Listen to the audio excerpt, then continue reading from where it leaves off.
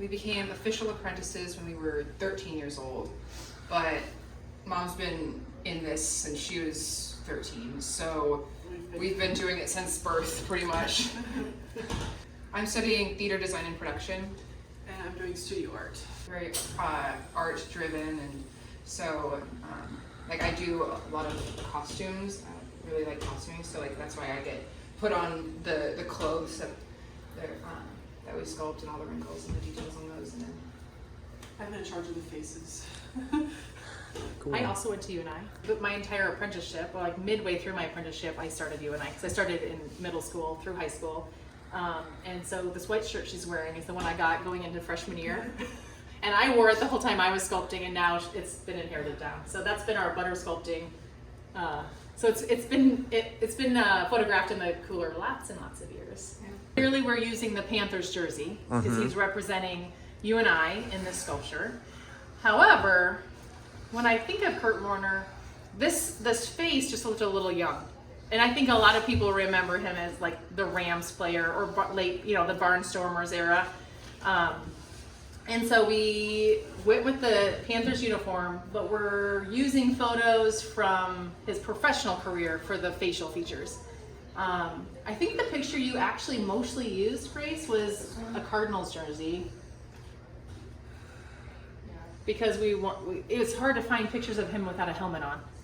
He just looks a little like still a little baby faced in college. So it was interesting to kind of negotiate that versus the other two sculptures. The other two sculptures are of their college days. Like that was the moment captured. It was just a unique challenge for Kurt Warner because he's been known over many decades by many different fans, and so trying to capture that. We definitely decided we wanted an action pose.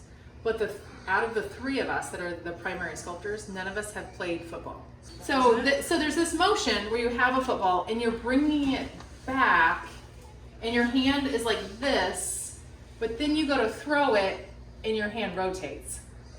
And so it was like, are we sculpting it, bringing it back? Your thumb would be under the ball this way. And so I had it like that, but I had his arm up here. And so realizing this morning when we got in here, no, it needs to be this. And so part of it was just a simple mistake. Part of it was just trying to study and watch videos of people throwing a football. I mean, I've thrown a football, but not Kurt Warner's not going to throw a football. Clearly, that goes without saying. But trying to at least get the hand on the right side of the ball, so people aren't like, why is he standing like this? I think he's about 250 to 300 pounds of butter. Right around there. He's going to be the most butter other than the cow, just because he has full pads, and the other, Jack Trice in 1923, there was not full pad. Like there were very limited pads. So like to create that bowl took more butter. So, well, when the fair's over, we scrape it all back and it goes right back into these buckets. So this butter was brand new in 2005, and we've used the same butter, adding a few pounds here or there. Every couple of years we need to add 200 pounds. You have butter on here. Oh, of course you do. Of course you do.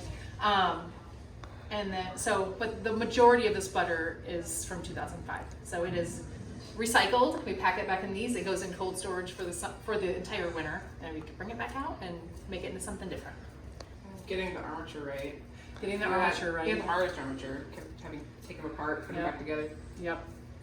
So there's a frame underneath. It's made out of gas pipe, which is connected with either straights, 90-degree angles, or 45s.